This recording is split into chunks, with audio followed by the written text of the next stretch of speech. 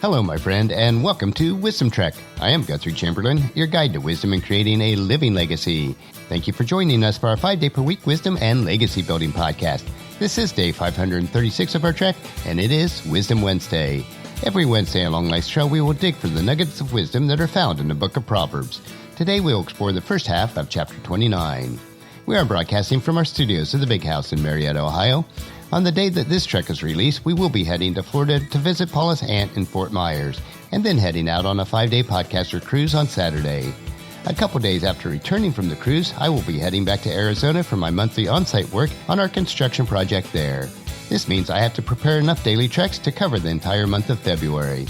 This will be quite challenging, and some of the daily treks may be a bit shorter than usual, but we are thankful for a stable client workload and that we are able to work independently of our location. This stability reminds me of verse 4 on our trek for today and tells us, a just king gives stability to his nation. Let's start our trek as we explore verses 1 through 14. These are more Proverbs of Solomon recorded by King Hezekiah. Verse number 1, whoever stubbornly refuses to accept criticism will be suddenly destroyed without recovery. One of the traits of a wise and mature person is that they are willing to accept constructive criticism to improve themselves.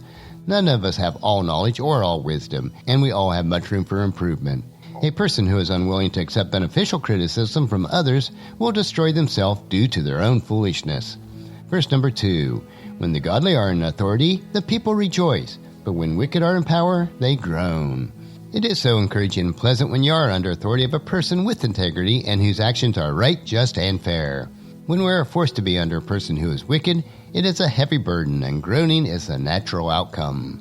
Verse number 3, a man who loves wisdom brings joy to his father, but if he hangs around with prostitutes, his wealth is wasted. As the father of 5 grown children, whom all love and are growing in wisdom, it is a joy. It is quite different when your children grow up to hang around those who are morally bankrupt. The training invested in this type of child does not have any good return. Many times, a wayward child will also be a financial drain on their parents. Verse number 4, a just king gives stability to his nation, but one who demands bribes destroys it. Whether it is a king, president, governor, or anyone else in a position of authority, a leader who is just and fair will bring stability to their organization. If these same leaders are crooked and demand what is not rightfully theirs, then the nation or organization will be destroyed from within. Verse number 5, to flatter friends is to lay a trap for their feet. We should be honest with people at all times. When we flatter our friends and others, it is usually for some nefarious reason to get something in return. This is trapping them with deception. Verse number 6, evil people are trapped by sin, but the righteous escape, shouting for joy. Individuals who practice deception will be trapped by the very deception that they are promoting. When you don't lie and deceive others, then you never have to worry about what you said, thereby escaping this trap. It is a joyous time. Verse number 7, the godly care for the rights of the poor. The wicked don't care at all. A person who is compassionate will have concern for all people, and especially for the rights of those who are unable to defend themselves. A person who is wicked is also selfish and does not care about others. Verse number 8, mockers get a whole town agitated, but the wise will calm anger. A wise person will also be a peaceful person. When a situation becomes tense, or there is anger, a wise person will attempt to calm the situation. A person who stirs up anger is just the opposite. They thrive on agitating others. Verse number 9, if a wise person takes a fool to court, there will be ranting and ridicule, but no satisfaction. Taking someone who is foolish to court is very difficult since a fool does not desire justice. They will stir up trouble. A wise person will try to avoid this situation so that they do not waste their time.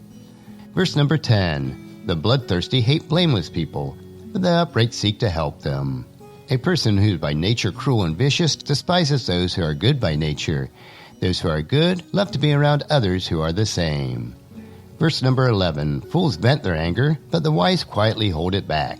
You can tell a person who is not wise because they have no problem spewing their anger on others.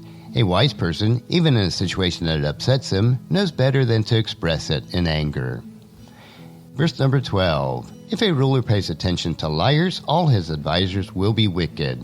The saying, a fish rots from the head down, certainly applies in this situation. If a leader is wicked, then most of those below them will also be wicked. Verse number 13, The poor and the oppressor have this in common: the Lord gives sight to the eyes of both. Those who are poor and those who oppress the poor must realize that all that they have and ever hope to be is from God. We need to understand this and act accordingly. Verse number 14. If the king judges the poor fairly, his throne will last forever. Justice is appropriate in every situation.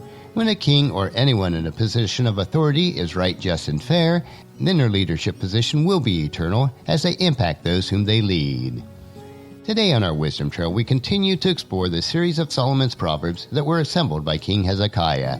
These Proverbs provide us with more wisdom, insight, and understanding in a myriad of relationship issues. Regardless of where you are on your faith walk, if the precepts of Proverbs are followed, your life will be rich and satisfying. Take them and plant them in your heart so that you'll reap a harvest of wisdom. I would challenge you to take one of the precepts that we learned today from Proverbs and commit yourself to applying it to your life. Tomorrow we will hike another short trail in our Wisdom Unplugged series where we will discover an inspirational wisdom quote. So encourage your friends and families to join us and then come along with us tomorrow for another day of Wisdom Trek, creating a legacy. That will finish our trek for today. If you'd like to listen to any of the past daily treks or read the Wisdom Journal, they are available at wisdom-trek.com. And thank you so much for allowing me to be your guide, your mentor, but most importantly, I am your friend as I serve you through the Wisdom Trek podcast and journal.